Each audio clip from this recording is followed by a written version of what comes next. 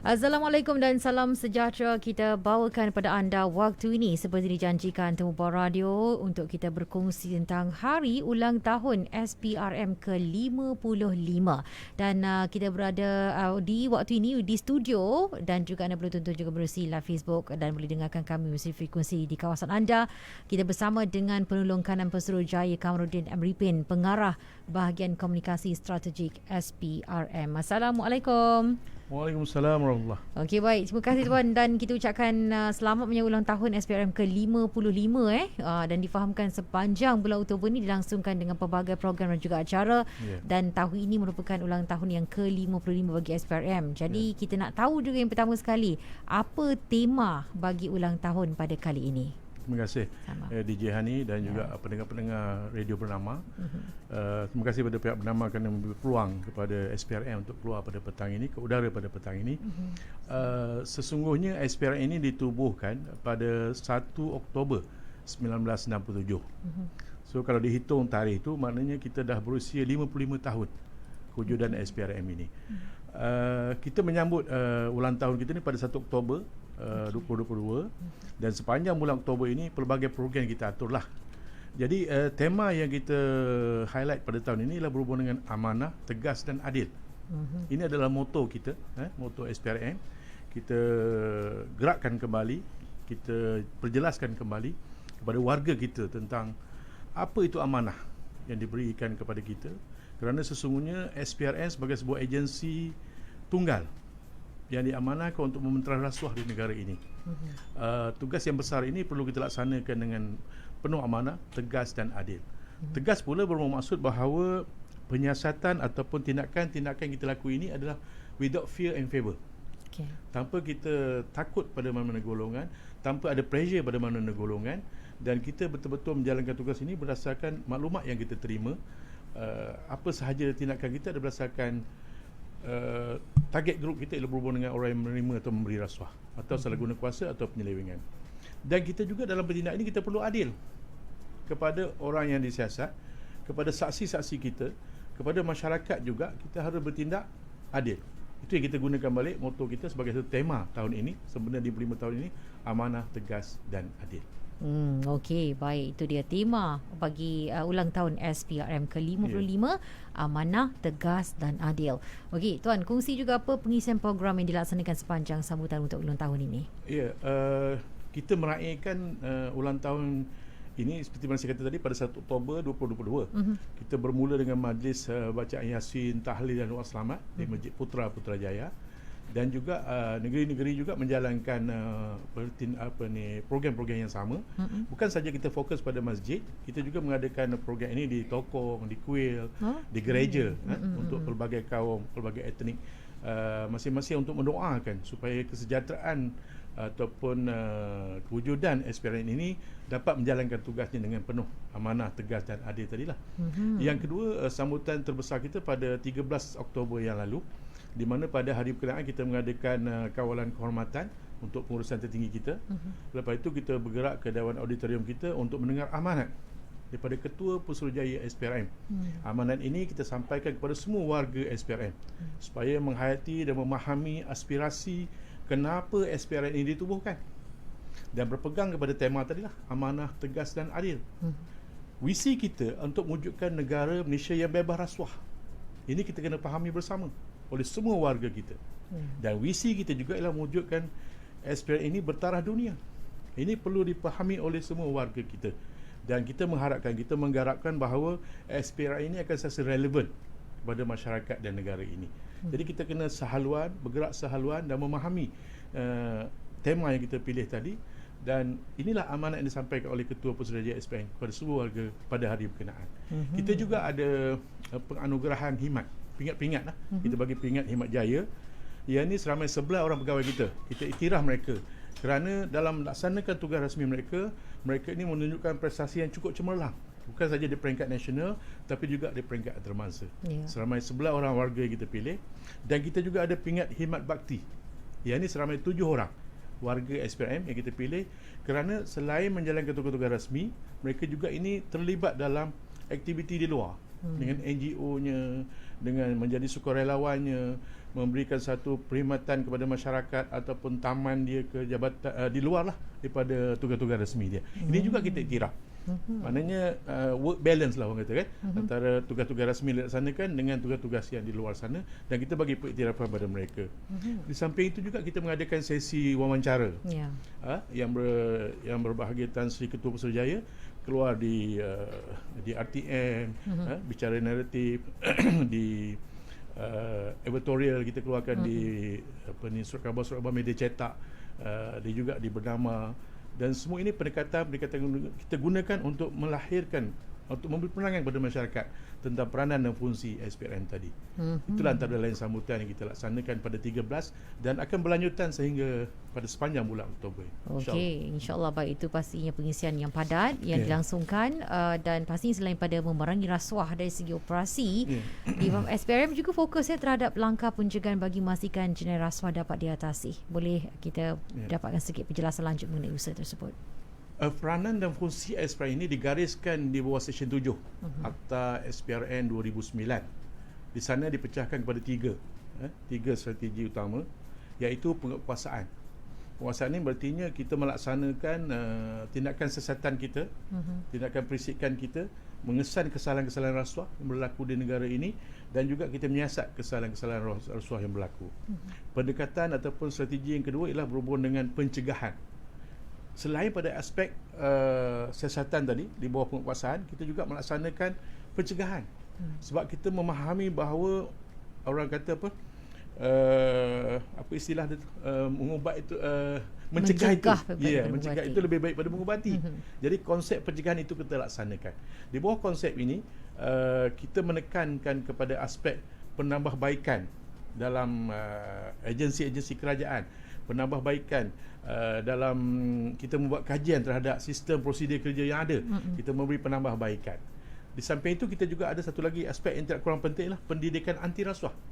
Pendidikan masyarakat anti rasuah. Kalau kita lihat dalam aspek pendidikan anti rasuah ni, kita dah bermula pada sekolah rendah lagi. Kita terapkan di dalam silibus sama ada silibus agamanya ataupun silibus moralnya, kita terapkan di sana. Daripada darjah 3, 4, 5, 6 semua ada subjek-subjek berhubung dengan anti rasuah ini. Kita juga ada gerakan yang dipanggil sebagai WAR, Wira Anti Rasuah, di peringkat sekolah menengah, sekolah rendah. WAR ini melibatkan murid-murid pelajar-pelajar, melibatkan aktiviti-aktiviti anti rasuah dan juga cikgu-cikgu di sekolah berkenaan. Satu konsep kita laksanakan ialah kedai jujur. Kita wujudkan kedai jujur ni Puan. Di sekolah-sekolah, maknanya kedai ini barangannya ada, harganya ada, tapi tidak ada penjual. Okey. Kita nak melahirkan pelajar-pelajar ni, bila dia nak beli barang tu, dia tahu harganya, dia letakkan duit dalam tabung berkenaan. Kita nak lahirkan pelajar-pelajar yang berintegriti ini, supaya bila mereka belajar lebih tinggi, bila mereka dah bekerja nanti, akan lahir sifat-sifat ini, kejujuran dalam diri mereka. Di samping itu kita ada juga program di peringkat universiti dipanggil Angkatan Mahasiswa Anti Rasuah. Kan? Dan sekarang kerajaan telah bersetuju untuk mewajibkan apa dipanggil KIA. KIA inilah kursus integriti anti rasuah di peringkat universiti. Tahun ini kita selektif, tetapi tahun depan kita wajibkan. Diwajibkan oleh kerajaan pada semua universiti untuk mewujudkan KIAR ini. Dan di peringkat KBS pula, Kementerian Belia dan Sukan, alhamdulillah menterinya telah bersetuju untuk kita mengajar program ataupun subjek KIAR ini di peringkat TVET pula, sekolah-sekolah vocational dan sebagainya. Ini maknanya satu gerakan pencegahan pendidikan masyarakat yang menyeluruh pada seluruh peringkat masyarakat. Dan kita mengharapkan, kita perpatah balik pada tadi, pepatahnya mencegah itu lebih baik pada mengubati. Itulah antara lain program-program yang kita ada di bawah pendidikan dan pencegahan tadi. Okey, baik melibatkan peringkat sekolah, universiti, malah organisasi sektor awam dan juga swasta Dan sangat menarik apabila ada program-program yang telah pun menimbulkan daripada peringkat sekolah seperti projek Kedai Jujur yang difahamkan telah pun berjaya ditubuhkan di 20 buah sekolah dengan tujuan memupuk nilai integriti secara praktikal dalam kalangan murid-murid. Okey, dan seterusnya rasuah ni merupakan satu kesalahan berat Itu satu fakta yang kita memang tahu, dan kerana ia bukan sahaja memberi kesan terhadap hak rakyat dan negara, malah juga menjejaskan perkembangan ekonomi. Jadi bagi memastikan masyarakat umum jelas mengetahui kesan rasuah terhadap rakyat dan negara, boleh Tuan berikan saranan agar rakyat memahami kepentingan untuk kita memerangi jenayah rasuah. Kita mengharapkan pada masyarakat, rakyat di negara ini memahami bahawa isu rasuah bukan satu isu yang boleh dikesampingkan, yang boleh dianggap remeh. Isu rasuah memberi kesan kepada pertamanya imej negara. Kalau rasuah berlaku berluasa di negara kita, kemungkinan imej negara kita terjejas. Bila imej negara terjejas, banyak kesannya. Sama ada dari segi pelancong nak datang, dari segi pelabur nak datang, dari segi ranking negara dan sebagainya. Ini memberi imej negara. Yang keduanya, rakyat kena memahami bahawa masyarakat kena memahami bahawa bila suatu rasuah itu berleluasa, ia memberi kesan kepada ekonomi, sosial dan keseluruhan perjalanan rakyat Malaysia. Ada kesan di sana. Sesuai dikatakan rasuah ini jenayah ekonomi. Ibarat kalau saya nak contohkan di musim COVID, berapa banyak peruntukan yang kerajaan berikan kepada masyarakat, kepada rakyat dengan pelbagai program, pelbagai pendekatan, pelbagai pembangunan dan sebagainya. Tapi kalau berlaku ketirisan di sana, adanya rasuah dalam peruntukan untuk COVID tadi, makna rakyat tidak akan mendapat sesuatu yang sepatutnya. Kemungkinan barang substandard, kemungkinan projek tak siap, kemungkinan pelbagai. Yang ini memberi kesan kepada masyarakat. Itu yang saya kata tadi, memberi kesan kepada ekonomi, sosial dan pembangunan negara kita. Yang ketiganya, rakyat kena memahami bahawa tanggungjawab membentang rasuah inilah tanggungjawab bersama. Bukan sekadar semata-mata tanggungjawab SPRM sahaja.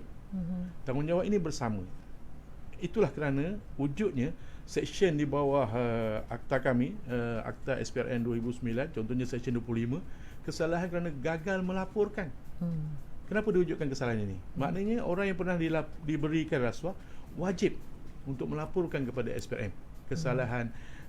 Dia ada partilah orang cuba memberi dan sebagainya. Maknanya kita nak wujudkan satu pemikiran dalam masyarakat bahawa kita kena bersama. Memberi kesan kepada imej negara, ekonomi, sosial dan pentadbiran. Juga peranan ini peranan bersama pun. Itu dia. Padanya kegagalan untuk kita melaporkan rasuah akan dikenakan tindakan sebenarnya.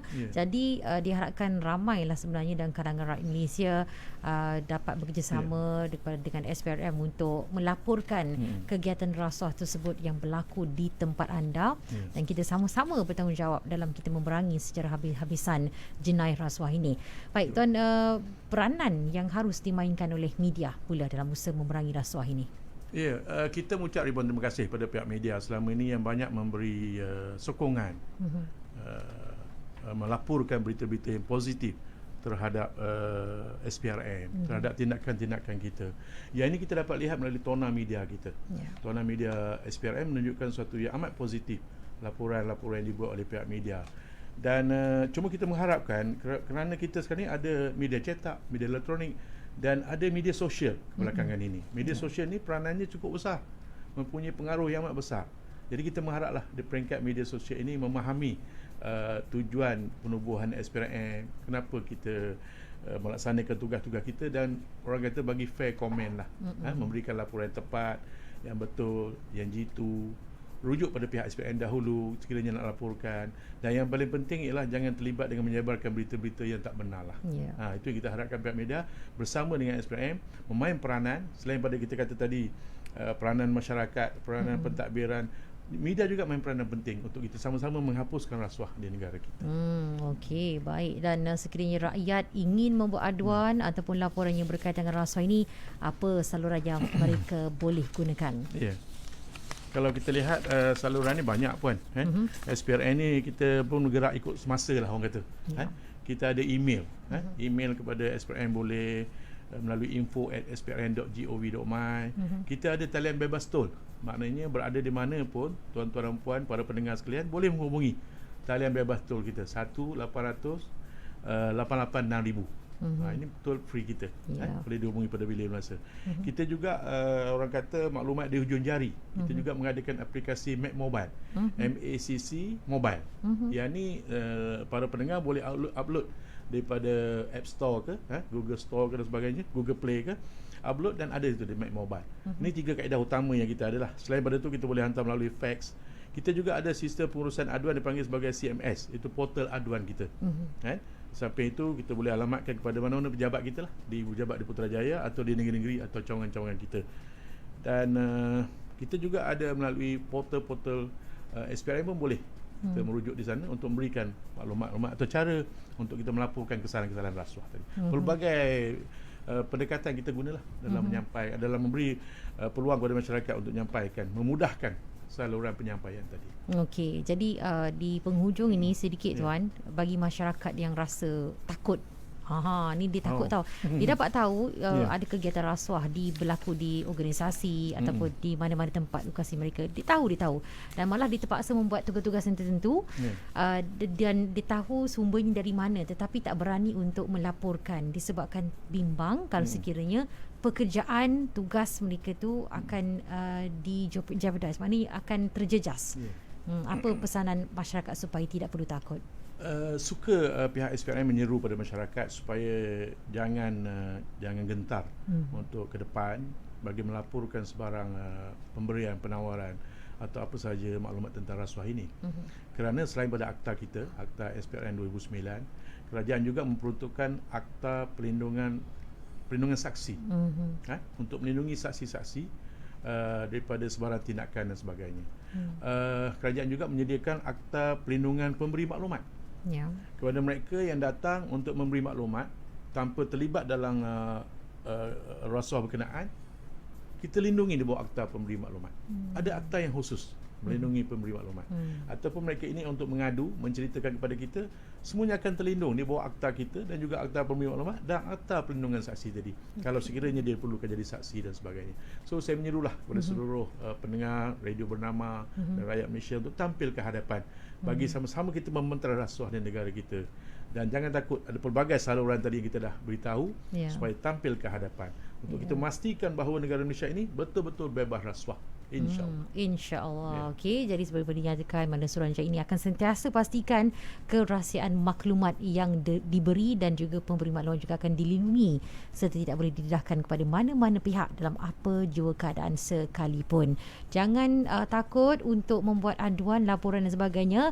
Anda boleh salurkan informasi tersebut dengan menggunakan kemudahan disediakan seperti mana yang Tuan sebutkan tadi. Saya ulang sekali lagi, di talian bebas tol 1800-886-6000, di portal aduan sprm.gov.my ataupun menerusi aplikasi Mac Mobile, MACC Mobile. Okey, jadi anda bolehlah lakukan sekarang tindakan tersebut secepat yang mungkin sebelum ia lebih berleluasa lagi jenayah seperti ini.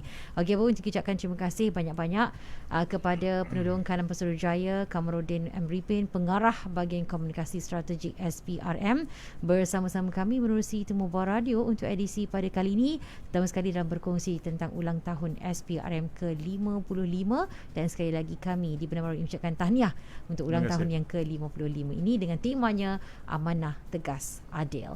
Sampai di sini saja waktu kami bersama dengan anda dalam Temu Bual Radio untuk waktu ini bersama dengan PKPJ Kamarudin M. Ripin. Kita jumpa lagi insya-Allah. Assalamualaikum tuan. Waalaikumsalam warahmatullahi. Terima kasih puan.